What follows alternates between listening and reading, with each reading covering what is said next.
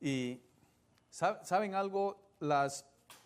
Cuando uno palpa el milagro en la misma vida de uno y en los demás, uno se da cuenta que el Señor es misericordioso y su amor es infinito. Amén.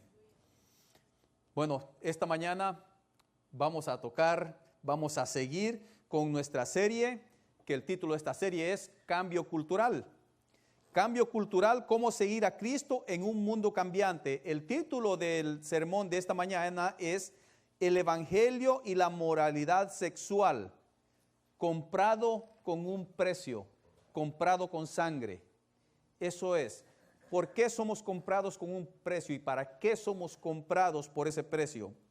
Esta es la serie que estamos estudiando, que estamos viendo estas semanas, y estamos ante el cambio que está teniendo lugar en asuntos diferentes en nuestra cultura. La semana pasada hablamos tuvimos este debate acerca de este punto cultural, lo que es el matrimonio, la definición del matrimonio, y tocamos puntos muy importantes acerca del matrimonio. ¿Qué es lo que dice Dios acerca del matrimonio? ¿Cuál es la definición del matrimonio a la luz de la Escritura, a la luz de la palabra de Dios, a la luz de la voluntad de Dios? Eso es lo que vimos la semana pasada. Y esta semana y este domingo vamos a tocar otro punto de que quizás es el mayor problema cultural que está pudriendo a nuestra sociedad hoy. Y sí, tal vez puede ser una palabra muy fuerte, pero es la palabra que realmente describe todo esto. Y el problema es que es la destrucción de la familia, lo que arruina carreras de estudio, lo que está robando, escuche bien esto, lo que está robando la infancia de nuestros jóvenes hoy, lo que detiene el crecimiento espiritual, no solo de unos pocos, sino que de millones de seguidores de Cristo. Este es el tema, y el tema es la inmoralidad sexual. Ese es el punto que vamos a tocar hoy. Y voy a mostrar unos cambios que han ocurrido en el pensamiento, no solamente de aquí de los Estados Unidos, sino de que todo el mundo, en cada una de las sociedades, está ocurriendo un cambio sobre los temas de moralidad sexual. Les voy a dar por así decirlo, una información acerca de esto. La organización Gallup hizo una encuesta en lo que la gente considera moralmente aceptable. Les voy a demostrar esto. Primero, vemos ahí en la pantalla de que está, tal vez no se mire muy bien, pero dice lo que la gente considera moralmente aceptable. Ese es un porcentaje entre el 2001 y el 2013. Las relaciones homosexuales o lesbianas tuvieron un cambio del 19% entre el 2001 y el 2013. Tener un bebé fuera del matrimonio. Antes, en el 2001, el 40% decía que era moralmente aceptable, pero para el 2013 es el 60%, o sea que hubo un incremento de 15% en lo que es tener un bebé fuera del matrimonio. El sexo entre hombre soltero y mujer soltera, en el 2001 el porcentaje era 53%, en el 2013 63%, hubo un incremento del 10% de aceptación a esa forma de actuar. El divorcio, en el 2001, 59%, el 2013, 68%. O sea que incremento de 9% de las personas que aceptan esta conducta como algo normal. Vemos también la poligamía. Poligamía, o sea, tener una o dos o más relaciones. Y dice que es del 7 al 14%, o sea que fue un 7% de incremento. La pornografía es algo interesante. La pornografía solo tiene 1%. O sea de que esto todo lo vemos de una forma de que no se mantiene de una forma la pornografía. Hombres casados y las mujeres que tienen un romance de 7 al 6%. O sea que más bien aquí hubo un decrecimiento de la aceptación eso. O sea que no todos están de acuerdo a tener un romance fuera del matrimonio. Pero estas estadísticas muestran el cambio de nuestra visión de lo que es aceptable en nuestra sociedad. Pero también podemos condenar tales pensamientos como inaceptables, cuando aún en nuestra iglesia hoy en día ponemos en práctica los llamados inaceptables. Ustedes están diciendo ahorita, ¿cómo está eso? La iglesia es la que hace la diferencia en esta sociedad. La iglesia es lo que refleja la luz de nuestro Señor Jesucristo. Pero nuestra iglesia no está exenta de este fenómeno, de esta forma de actuar, de esta conducta. Les voy a dar otra información acerca de esto. Vean estas estadísticas de encuestas recientes por las revistas Liderazgo y la revista Cristianismo Hoy. La revista Liderazgo realizó una encuesta entre 1,000 pastores. 1,000 pastores, está hablando solamente de pastores. Dice aquí que el 12% de los pastores han cometido adulterio mientras ejercen el ministerio. 12% de los pastores encuestados, o sea, 1 en cada 8 pastores. Y esto me trae a la mente un ejemplo muy sonado en los años 80 de un televangelista. El nombre de este personaje es Jimmy Swaggart. Jimmy Swaggart fue descubierto en una serie de actos de adulterio. Pastor. También vemos que el 23% había hecho algo que consideraban sexualmente inadecuado. Todavía estamos hablando de pastores. Esto es una sola encuesta entre 1,000 pastores. Vamos a ver lo que dice Cristianismo Hoy en esa encuesta de 1,000 de sus suscriptores, o sea, de 1,000 personas que están suscritos recibiendo esta revista.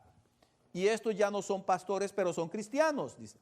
El 23% dijo que habían tenido relaciones sexuales extramaritales.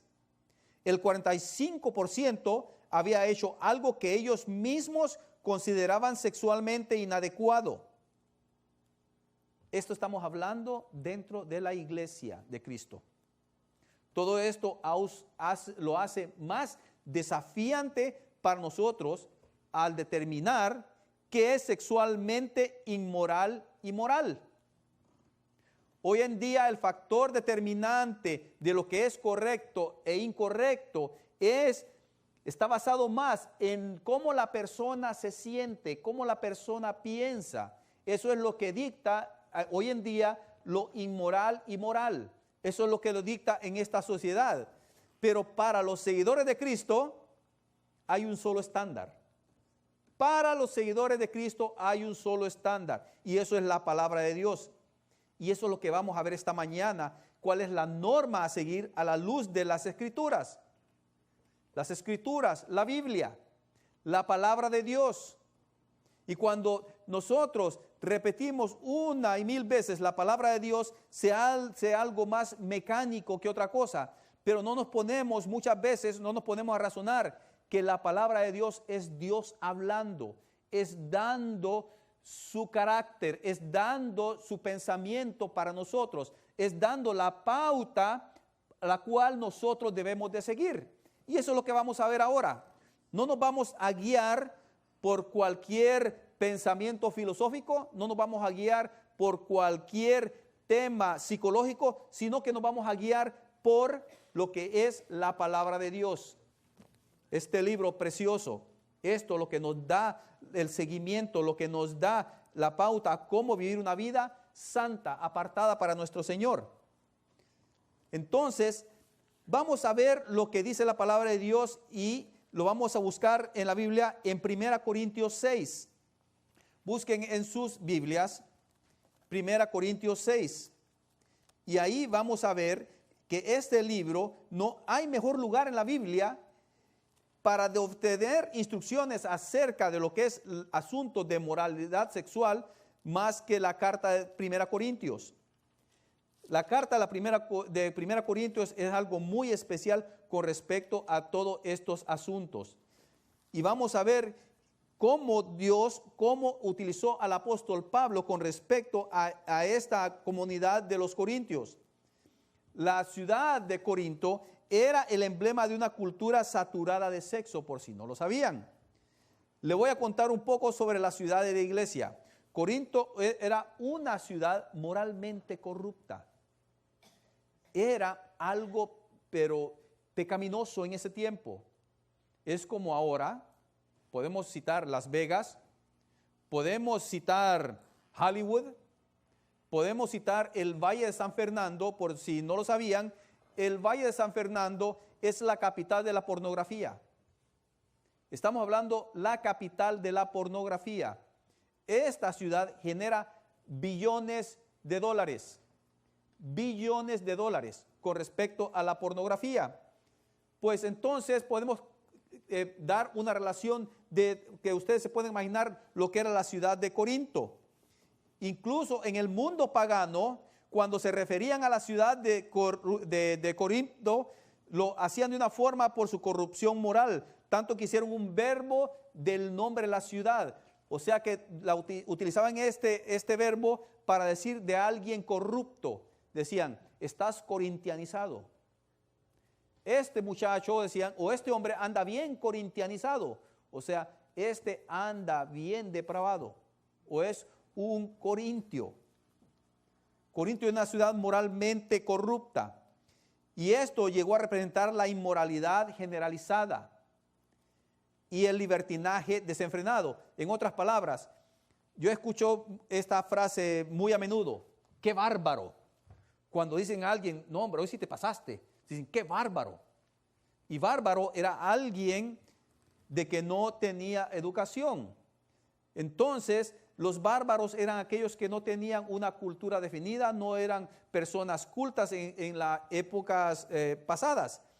Y esa palabra fue definiendo a alguien que no tiene cultura, alguien que no tiene una definición de lo que es educación. Así en ese tiempo, cuando decían, no, sos un corintio, le estaban diciendo, sos un desenfrenado inmoral. El nombre de la ciudad se convirtió en sinónimo de depravación moral. Así como también todas las ciudades griegas, Corintio tenía una acrópolis, o sea, un monte alto. Era una ciudad alta que se utilizaba como lugar de defensa, pero también se utilizaba para el culto. Este punto alto de la ciudad en este punto se alzó un famoso templo para la diosa Afrodita, la diosa del amor. El templo albergaba 1000 prostitutas que eran sacerdotisas para este culto. Y estas mujeres se bajaban a la ciudad y se presentaban en Corinto y ejercían su oficio. Pero también yo no puedo darles más detalles acerca de toda esta actividad sexual que no solo era tolerada, sino que también era celebrada en la ciudad de Corinto. Ahora voy a hablar, después de que les he hablado de la ciudad, voy a hablar acerca de la iglesia de Corinto. Fue en esta cultura que comenzó la iglesia. No pasó mucho tiempo hasta que muchos corintios comenzaron a creer en el Señor. El apóstol Pablo vivió 1 año y medio en esta ciudad, enseñándoles a la iglesia en las sinagogas, y pasó parte de su vida con estos nuevos creyentes. Un tiempo después que él partió, la iglesia le escribió a Pablo una carta, porque tenían inquietudes, tenían preguntas, tenían varias cosas que necesitaban lo que es el consejo de Pablo. Y 1 Corintios es la respuesta del apóstol Pablo a esa carta que la iglesia le mandó a él. En esa carta habla de muchos temas, problemas que fueron sucediendo en la iglesia. Como se puede imaginar usted, uno de esos temas fue sobre las prácticas sexuales de la ciudad que estaban tomando arraigo en la iglesia y que no solamente estaban siendo aceptadas inapropiadamente en la iglesia, las estaban practicando. He aquí donde nuestro texto comienza esta mañana. 1 Corintios capítulo 6, versículo 9. Miren lo que dice 1 Corintios capítulo 6, versículo 9. Dice así: ¿no sabéis que los injustos no heredarán el reino de Dios? Miren lo que le está diciendo. Qué palabras tan fuertes. Qué palabras tan fuertes. Pablo está hablando sobre problemas en la iglesia. no le está hablando a gente fuera de la iglesia, le está hablando a cristianos que tenían problemas con esto. Ahora sí van entendiendo cuando dije yo de que todavía tenemos, la iglesia tiene problemas de inmoralidad sexual hoy en día. Dice este versículo también, pero antes el versículo 7 dice que esto no era la manera de actuar de un creyente. También había problemas. ¿Por qué? Porque también estaban en Corinto, practicaban ciertos cultos de que no solamente tocaban lo sexual, de otro tipo de cosas. Vamos a seguir viendo el versículo 9. Dice así: no erréis ni los fornicarios, ni los idólatras, ni los adúlteros, ni los afeminados, ni los que se echan con varones, ni los ladrones, ni los avaros, ni los borrachos, ni los maldicientes, ni los estafadores heredarán el reino de Dios.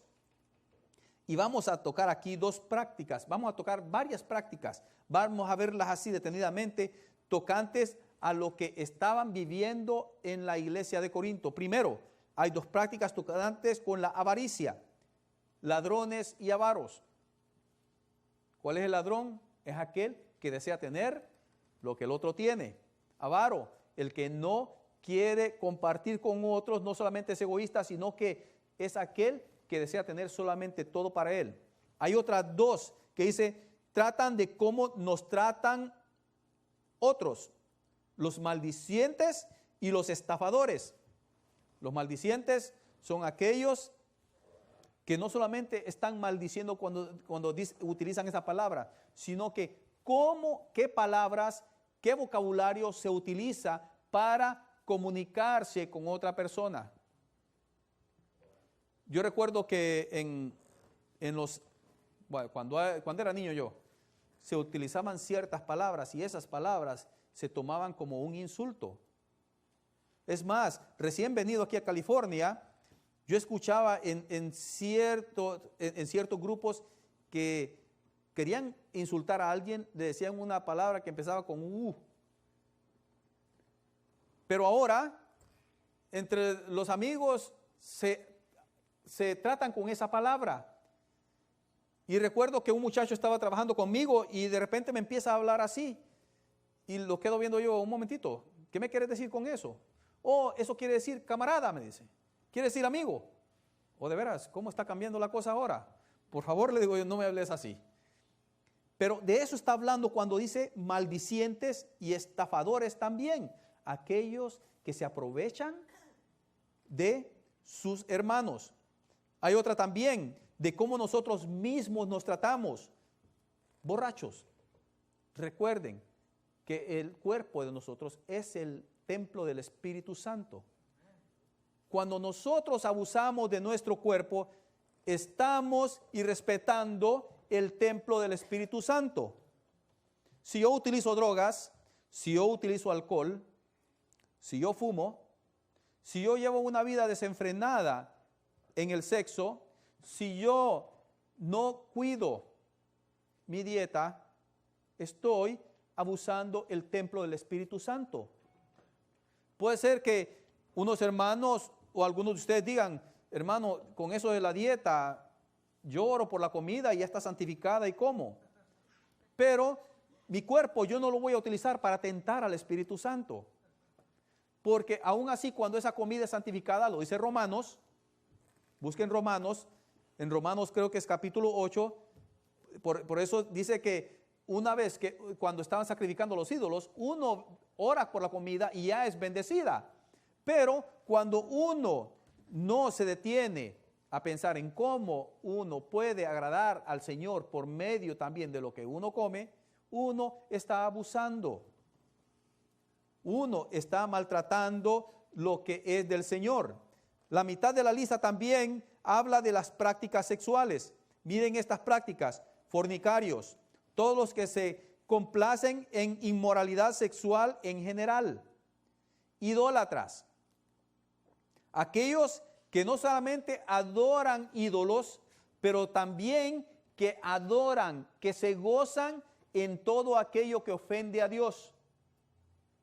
Todo lo que ofende a Dios si yo lo sigo practicando a diario y encuentro gozo en eso, soy un idólatra. Estoy tomando eso como mi Dios. También dice adúlteros, que disfrutan de relaciones sexuales fuera del matrimonio. Escuche bien, disfrutan. Son personas que no tienen remordimiento en esto. Afeminados y homosexuales. Ahora, cuando dice afeminados y homosexuales, afeminados estamos hablando de aquellos que toman el rol de una mujer, que es un hombre y se viste como mujer, que utiliza ropa de mujer, que se maquilla como mujer, que aún así utiliza las cirugías para verse como mujer. Eso es un afeminado. Y los homosexuales, aquellos hombres o mujeres que tienen relaciones entre ellos de su mismo sexo. Y esto no es la totalidad de los actos inmorales sexuales que está viviendo esta ciudad de Corinto. Esta es simplemente una buena representación. ¿No me cree? ¿O tiene más curiosidad por esto? Apunte esto en sus notas. Levítico 18, del 6 al 30. Apúntelo.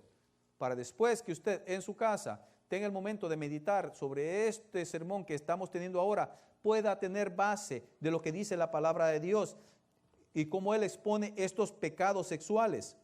Por ejemplo, está el incesto, está el adulterio, está la bestialidad de la homosexualidad. Pero ¿qué es lo que dice Dios acerca de la moral sexual? ¿Qué es sexualmente inmoral? Apunte esto. ¿Qué es sexualmente inmoral? Cualquier actividad sexual en pensamiento o comportamiento que no implique a su cónyuge. Y cuando digo a su cónyuge, es aquella persona con que usted está unida en matrimonio ante el Señor. Quiero ser claro con esto. Hay relaciones sexuales prematrimoniales, sí. Adulterio, sí. Pornografía, sí. Violación, sí. Homosexualidad, sí. ¿Le gustaría que siguiera con la lista? No, yo creo que no. Pero les digo una cosa, voy a repuntar en esto, las relaciones homosexuales. ¿Y por qué voy a tocar esto? Porque en nuestra sociedad se está tomando esto como aceptable. Y les digo una cosa, no quiero dar la idea de que yo tengo una fobia o una aversión a los homosexuales. No, yo siento compasión, yo siento amor por los homosexuales. ¿Por qué? Porque están en un camino de perdición. Mi deseo y mi corazón, honestamente les digo, que estas personas lleguen al conocimiento de Cristo. El Señor me dio salvación a mí. A cada uno de sus hijos le ha dado salvación. Y el Señor quiere de que sus hijos compartan esa salvación, ese mensaje con los demás que están perdidos. Quiero ser claro que cuando hablo de homosexualidad me estoy refiriendo al acto de relaciones sexuales entre personas del mismo sexo. Esto tiene que haber una gran diferencia en las relaciones sexuales y la atracción del mismo sexo, que es algo diferente. ¿Por qué tiene que haber algo diferente? Les voy a decir, a muchos que son atraídos a las personas del mismo sexo, así como hay otras personas que son atraídas a diferentes tipos de pecado. Hay personas que son atraídas a la droga, hay otras personas que son atraídas al alcohol, hay otras personas que son atraídas al adulterio, a la fornicación, son atraídas, pero hay una gran diferencia en ser atraído y ejecutarlo.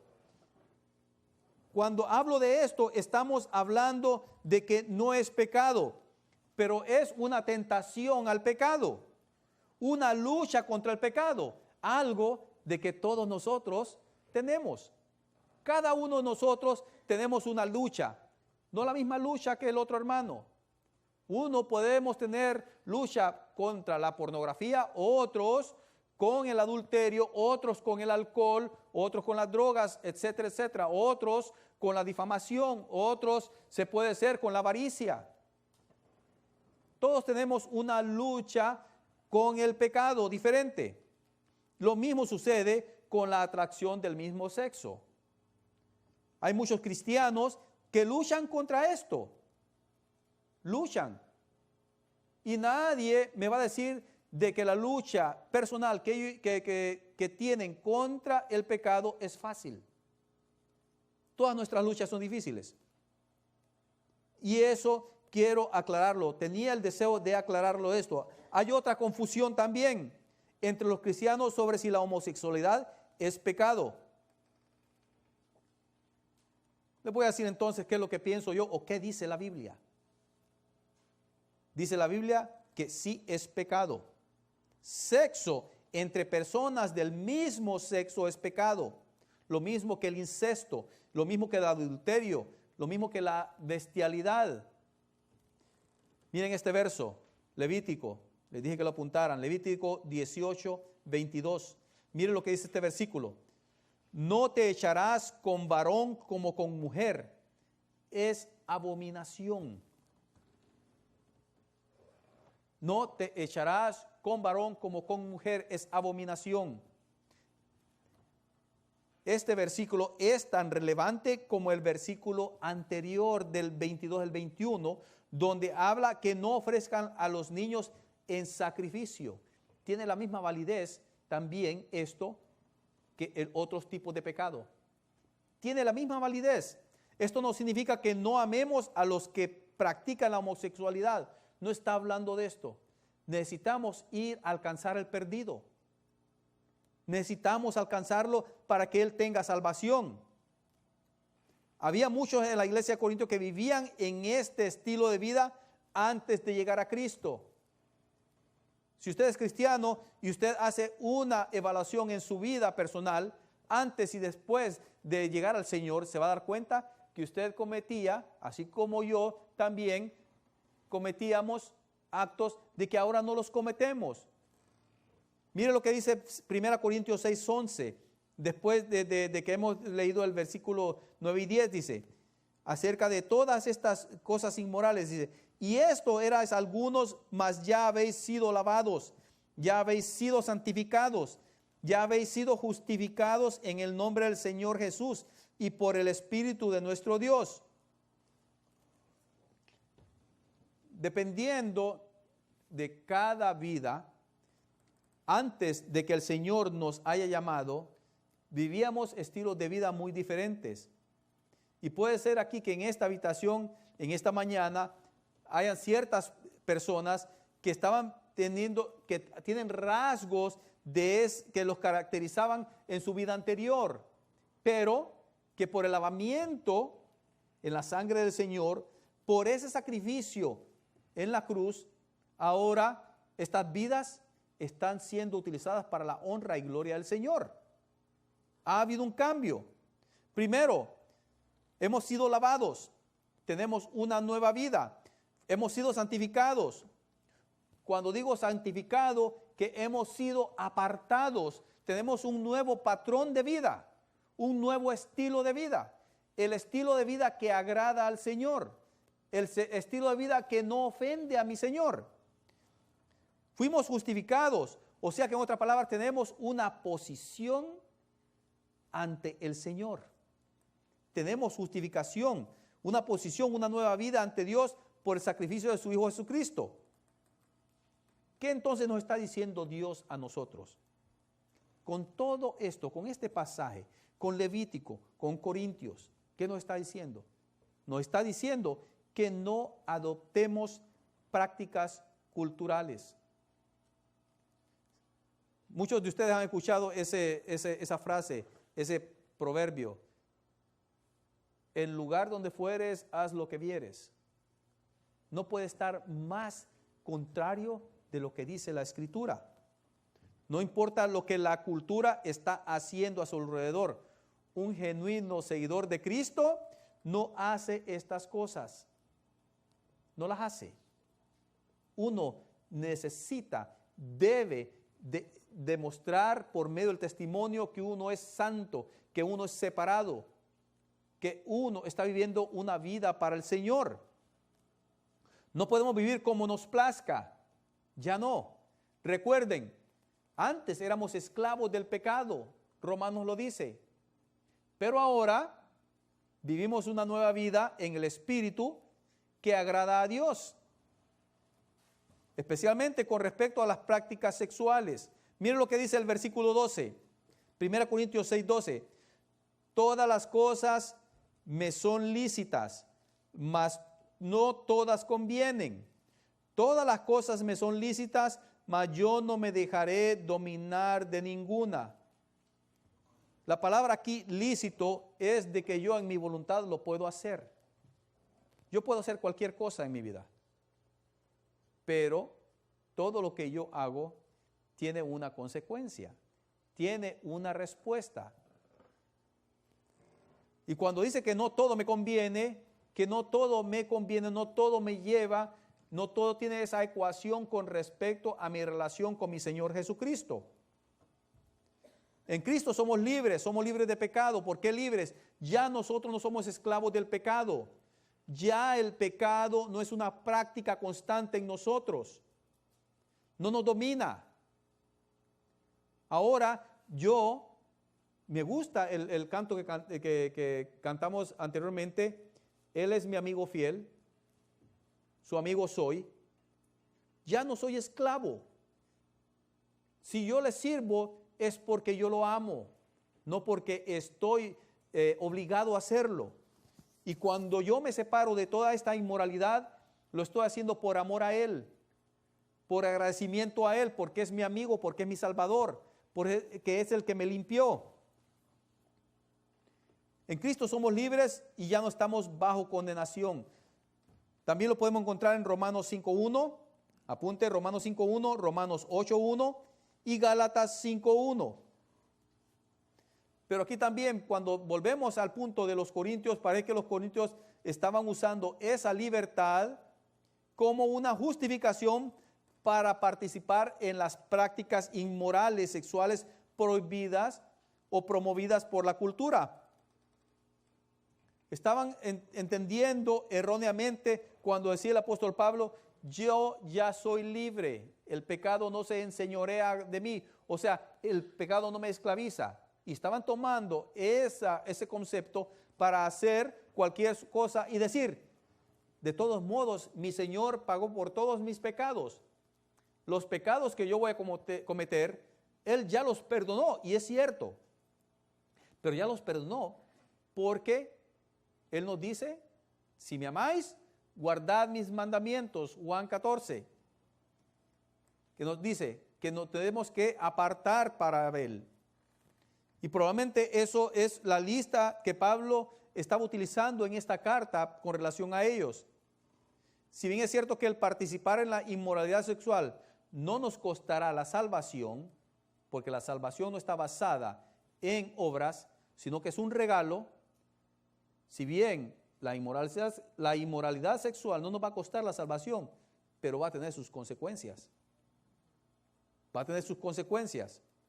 Le costará pagar un precio en esta vida. Absolutamente la inmoralidad sexual no da dividendos, no da ganancias. Si bien es cierto que participar en la inmoralidad sexual no le costará el cielo, le va a esclavizar. Y cuando pensamos en la esclavitud, vemos que ningún pecado es más esclavizante que el pecado sexual. Es algo que nos mantiene amarrados. Y cuando digo, y le voy a poner un ejemplo, aquella persona, aquel hombre de que comete adulterio, ahí puede salir y hay muchas veces, se mira muy a menudo, de que en el adulterio se crea una nueva vida. Y tal vez el Señor, sí creo de que el Señor perdona el pecado del adulterio, pero lo que es la consecuencia no se la va a quitar de encima. El pecado está hecho y eso lleva a otras circunstancias, una reacción en cadena de que esa no puede ser reversible. El pecado quita todo lo que es la paz, la utilidad y la disciplina divina. No puede ser algo que está recurrente. Lo mismo como la droga, la adicción a las drogas. Hay ciertas drogas de que son adictivas al 1000%. Hay drogas de que si la persona la prueba, en ese momento que la prueba, ya está subyugado por esa adicción y no la puede dejar. Y lo único que espera es muerte, pero una muerte lenta, dolorosa, que dura por muchos años.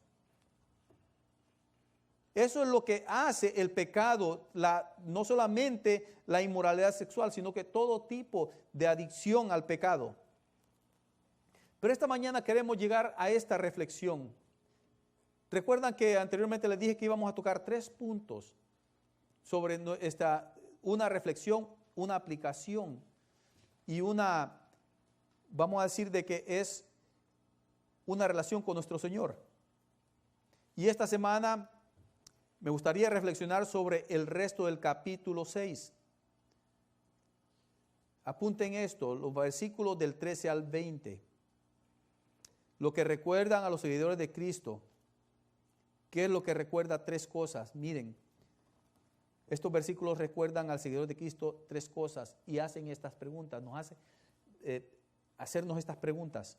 Primero, ¿por qué la inmoralidad sexual hace uso indebido de nuestro cuerpo?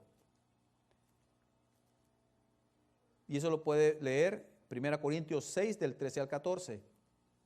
Número 2, cuando usted participa en fornicación mentalmente o físicamente, ¿quiénes son arrastrados con uno?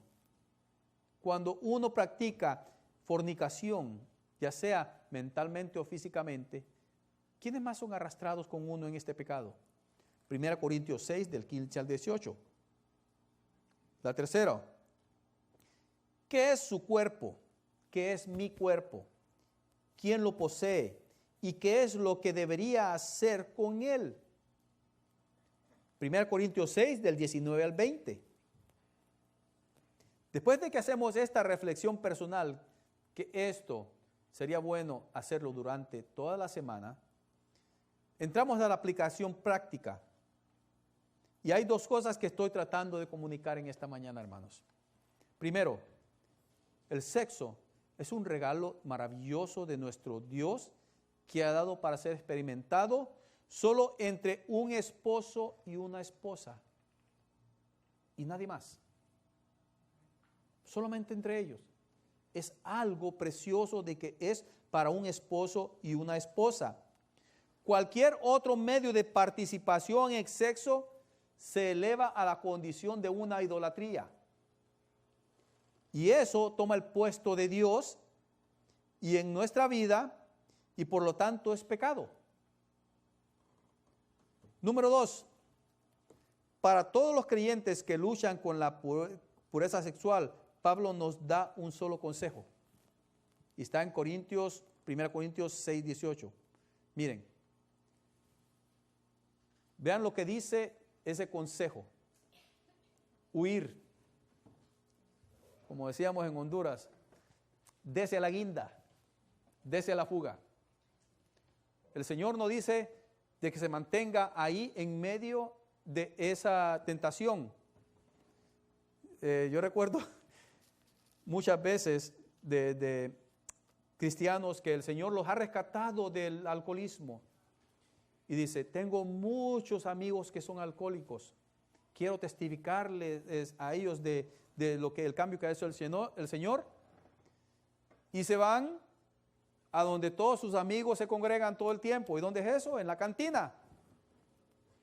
Les voy a testificar del Señor. Ahí están todos, ahí voy a ir, les voy a testificar. Y al rato salía el hermano, tal y como estaban sus otros amigos. ¿Por qué? Porque se exponía a la tentación del pecado. Y vemos aquí que la palabra dice huir. Huir. No quedarse paradito ahí como los venados. Cuando, no sé si a ustedes les ha sucedido eso, uno va en el camino y de repente sale un venado y se para enfrente de uno, enfrente del automóvil. Y se queda bien, pero bien paradito esperando que venga el choque. No sé si es que están tratando de ver quién es más valiente o quién gana el duelo. Pero muchas veces nosotros nos portamos como el venado. Vemos que viene la tentación y nos quedamos paraditos ahí, no, el Señor me va a dar fuerzas para salir de esta tentación. No, la Biblia dice, huye, date a la fuga, date a la guinda. Y con esto quiero yo, hermanos, llegar esta mañana. El Señor nos llamó a ser santos, nos apartó. Me gustó un canto anteriormente cuando dice de que si tan solo tocara el borde de su manto. Cuando está hablando de eso, es de que nosotros podamos experimentar el poder de nuestro Señor en nuestras vidas. Y no hay cosa más preciosa cuando uno experimenta ese poder por medio de la santidad, por medio de ser apartado, por medio de dejar todo aquello que nosotros nos obstruye un crecimiento, una relación íntima con nuestro Señor. A eso fuimos llamados nosotros. Cada uno de ustedes que está aquí, cada uno de los cristianos que hay en el mundo, hemos sido llamados para ser santos, para reflejar la vida de nuestro Señor Jesucristo en nosotros. Y pensando en esto,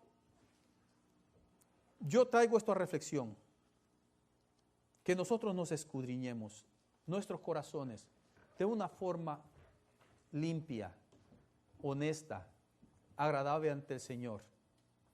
Señor, ¿qué es lo que a mí me está obstruyendo tener esa comunión perfecta con vos, Padre? Inclinemos nuestros rostros. Padre bendito, amantísimo Señor, te damos gracias, Padre, porque nos has llamado, Señor, nos has comprado con un precio tan alto, Padre bendito. El valor que tenemos, Señor, ante tus ojos, Señor, es incalculable. Derramaste tu sangre, Señor. Mandaste lo más precioso, lo más caro que tenés, Padre Celestial, que es tu Hijo. Y todo, Señor, por darnos salvación, Padre bendito. Señor, pensando en esto, Padre Celestial, mi deseo no es más que querer agradarte, Señor. Quererte ser obediente, Señor. Querer, Señor, de que yo sea santificado, Señor, por medio de tu Hijo, Padre Celestial. Y mi deseo, Señor, es que mi vida sea agradable, Señor, ante tus ojos. De que yo pueda, Señor, ser obediente en todos los aspectos, Señor. En todo lo que yo hago, Padre bendito. En mi vida espiritual, en mi vida moral, Padre Celestial. De que mi actitud, mi forma moral de vivir, Señor, sea un reflejo tuyo, Señor bendito. De que por más que la cultura, Señor, nos enseñe qué es lo aceptable, Padre Celestial, nosotros volteemos a ver a tu palabra y nos guiemos por ella y entender, Padre Celestial, qué es lo que te agrada. Señor bendito, yo te doy gracias por eso. Y los hermanos, si hay alguien en la congregación que quiere presentarse ante el Señor y decirle, Señor, quiero que mi vida, Señor, sea un reflejo perfecto, Señor, de lo que has hecho, de lo que sos, Señor, del sacrificio que hiciste en la cruz. Si hay alguien que quiere pasar al frente para decirle al Señor, Señor, aquí está mi vida. Señor, quiero vivirla, Señor, bajo tu luz, bajo tu protección, bajo tu voluntad. Si hay algo en su vida de que le está estorbando para poder tener esa comunión perfecta con Él, yo le voy a pedir que pase al frente para que oremos, para que nos regocijemos con usted, para que también de que esta oración sea apoyo para su vida, para que vea de que no está solo. Pase al frente. Con esto es una humillación, pero ante nuestro Señor Jesucristo, una sumisión para decirle, Padre, aquí está mi vida. Padre Celestial, la entrego completamente, Señor. No quiero ser esclavo, Señor, del pecado. No quiero vivir una vida, Señor, de remordimiento. No quiero vivir una vida de pena, Señor, de vergüenza, Señor. Quiero caminar, Padre Celestial, en cualquier momento y que mi vida sea un reflejo de lo que has hecho en mí, Señor. Padre Celestial, te agradezco, Señor, por tu amor y tu misericordia. Te doy gracias, Señor, porque tu palabra es efectiva. Te doy gracias porque tu Espíritu Santo nos mueve, Señor bendito, a buscar, Señor, hacer tu voluntad. Gracias porque sos, Señor, el que nos da el deseo, Padre, en nuestro corazón, en nuestra mente, en nuestro cuerpo, de buscar agradarte, Señor. Sabiendo, entendiendo muy bien, Señor, de que no somos nosotros los que hacemos el trabajo, no hacemos la obra, sino que tu Espíritu Santo, Padre. Te pido por mis hermanos aquí, Señor. Padre bendito, dale, Señor, dale toda la fuerza, toda la paz, toda la confianza, Señor, toda la seguridad de que ellos, Señor, en tu poder, en tu amor, Señor, en tu misericordia pueden alcanzar, Señor, pueden vivir vidas que te agraden, que reflejen, Señor, que den un testimonio al mundo, Señor, de que sos un Dios santo, de que ellos están apartados, Señor, para honra y gloria tuya, Padre bendito. Te alabo y te bendigo, Señor, por cada uno de ellos, Padre celestial. Gracias, Señor. Amantísimo Señor, pongo, Señor, en tus manos sus vidas, aunque estas vidas han estado en tus manos desde antes de la fundación del mundo, Padre. En tu nombre santo te doy gracias, Padre bendito. Amén. Pueden tomar asiento. Jesús, nombre sin igual. Jesús,